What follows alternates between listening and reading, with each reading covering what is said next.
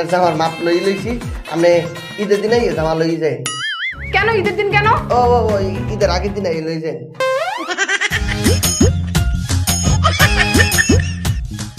ভাই এই যে ধরুন কাপড় ঈদের দিন পরবাম একটা খাড়া কলার দিবেন, বুক পাহাড় দিবেন, হাত কাপ দিবেন, কাপ আর বোতাম দিয়ে সুন্দর করে লাগাই দিবেন।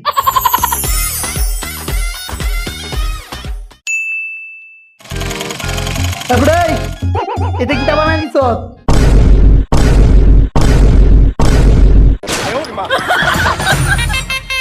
কে ভাই আপনি যেইগুলো বলছেন সেগুলোই তো বানাই দিছি।